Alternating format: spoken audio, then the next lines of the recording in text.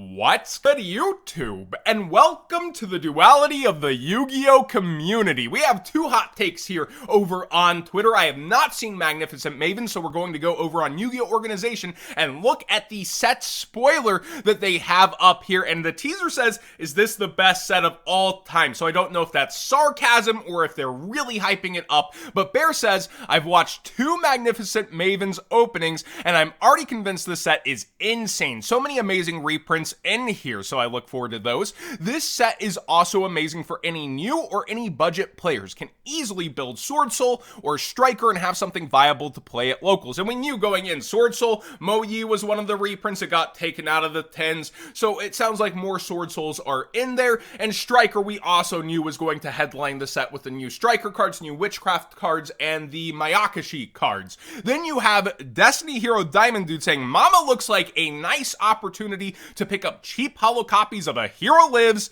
and that's it. And he has 10 more likes at the time of me screen capping that and rolling out of bed going, fine, I'll do a video on this. But I do want to say Hero Lives, Secret Rares, a playset's under $20 from the new GX box, and I know you might have missed that coming out. Speed Duels isn't the most exciting, but there's already cheap holos. I would consider, under 20 for a playset cheap if you can stand the Speed Duel stamp. So let's go ahead and get into this and see what the set has to offer. All cards are ultra rare below, so the Pharaoh's rares, I've heard they have been improved. Let's go ahead and look. We have the new Sky Striker stuff, we have Rei, Kagari, Shizuku, Hayate, Zeke, Engage, Widow Anchor, everybody is here. Shark Cannon, Multi-Roll, and the token! Are you kidding me? So in ultra rare, that bleeds the OTS pack value. That also is kind of coveted over in the OCG. This token, there's a special token pack, and you get a rare or an ultra rare of these tokens, and if I recall, the ultra token is pretty coveted. Wow, what a reprint. That's an interesting one to me more so than anything. It's not like an, oh my gosh, mind-blowing value, but I don't see that this should have been necessarily in here, but I do like the concept of pulling tokens out of core packs. It makes me happy, but I know the community as a whole isn't the biggest fan of it, but I like it personally. We see Mayakashis out here, so there's going to be the new Mayakashi stuff and reprints there. Witchcrafter, much smaller section, so they went with the competitive deck really leading into things, and not too many crazy things for Witchcrafters or Mayakashis. And again, there wasn't that much value in them in the first place. They already had reprints for a lot of the cards, so I respect where they're going with that. And Mayakashis could have used a couple of reprints, and it looks like they got them.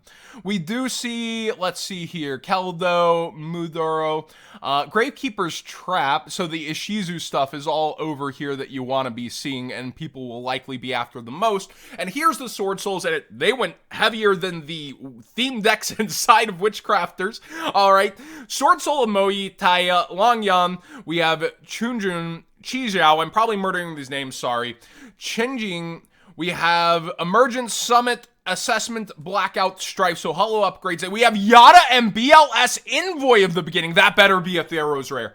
That better be a Pharaoh's rare. I'm always a fan of seeing this itself get a reprint, but that is exciting. Vampire's Curse, Doom Dozer, Mizuki, Chaos Hunter, Beautiful Princess, Kepler, Solitaire, Blue Eyes Abyss Dragon, Galaxy Eyes Afterglow. Okay, this set's getting spicy. These aren't the $50 crazy reprints, but I want to pull up TCG players specifically to show some value here, like Afterglow and Abyss. We knew, I think, that Abyss was getting a reprint, the Blue Eyes Abyss Dragon, and that had helped bring its value down, but this has been consistently a pretty darn expensive card for a while, and we didn't know Afterglow. I messed up in a video saying Afterglow would be in the set, and it turns out that it looks like it is just in time for Photon Shockwave, and this was a $20-ish card, and it had been sinking off of its hype a little bit. Still, $15. These are some solid value reprints.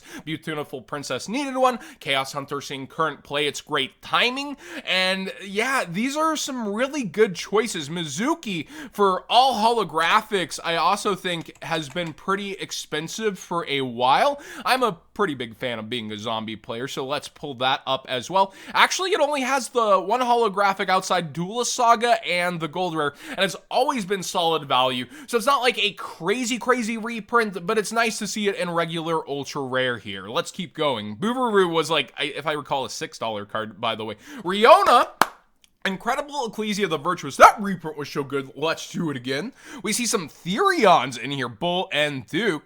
Drago, Necro, Nethersoul. And Millenniumize Restrict. Okay, Millenniumize is also a very solid pick. So it seems like they really went for mid-value here in terms of what's going around. This only had 2 printings, another $20 card. So it's like, you get a $20 reprint. You get it, really helping drain the value. And Nts was back up to only 2 printings being $10 a piece.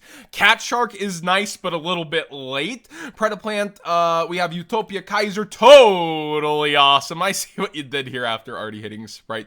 Cerberus and Phoenix get ultra rares. Boral Sword, it's like filler as if this was like Dude 2 or something. Boral Sword, Nightmares, just okay links. We have Blackluster Soldier, Soldier of Chaos, Trap Trick Sarah. Apollousa is here!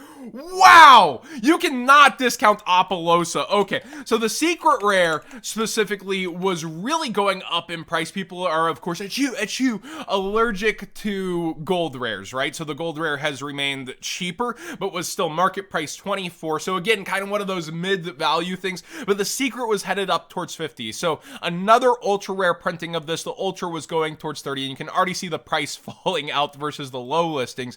Yeah, definitely a good Mavens pick there. Harpie's Feather Duster.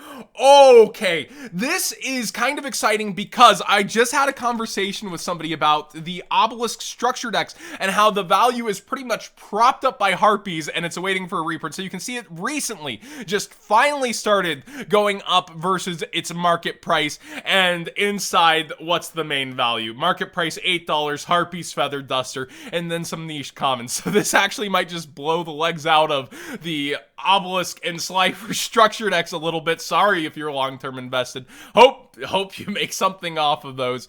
But Harpie's Feather Duster, wow, that is also a solid pick, and I hope that better be a Millennium. Change of Heart's a nice one to see. Scapegoat. We have Legendary Ocean, Instant Fusion, Hero Lives, Dark Calling, Secret Village of the Spellcaster, Pendulum Call, Magician Restage, so some Pendulum nods. Cyber Rev System, Dragon Maid Changeover. Let me see the Eternal Rivals on Market Watch. Changeover for Dragon Maids. Which one is that? That is okay value. I mean, looks like it only had 1 printing, so they're covering their basis there. Lightning Storm, Triple Tactics Talent? What? Oh my gosh. Okay, so this set is starting to turn out very nice. Okay, Triple Tactic Talents did need another reprint coming up. It was okay value. There goes anything for the 2021 tins, right? But it was nearing $30 on its reprint as well. Lightning Storm was just reprinted in the Megatins. That reprint was so good. Let's do it again. But I agree with that one. Draco back, okay. Anti-Spell Fragrance.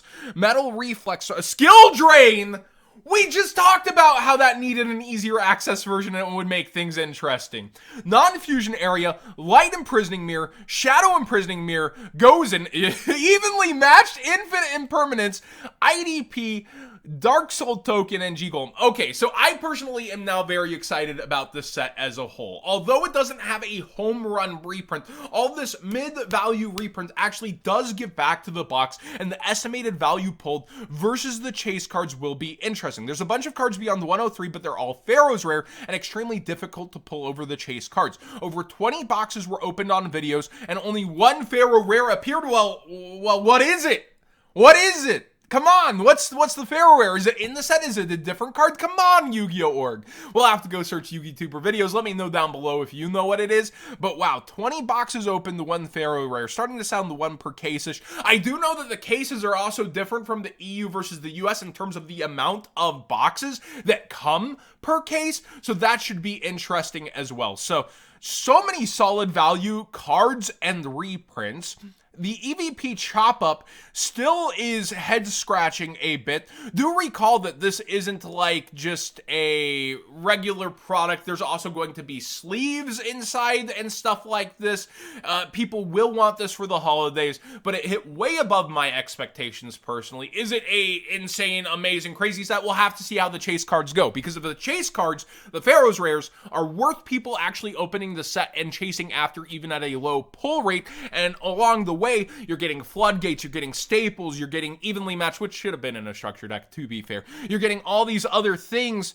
They really did a good job of looking at everything and giving back to this set. And yeah, it's better than I thought it would turn out. I give this a solid B+, pending into the A's, depending on their chase choices and how that Millennium Rare does look. Oh, my bad. Pharaoh Rare. Pharaoh Rare. I'm not supposed to say the OCG name. Thanks for watching today's video. Please subscribe if you haven't already. Give this video a thumbs up if you enjoyed the conversation. It's been a while since we did React Andy content.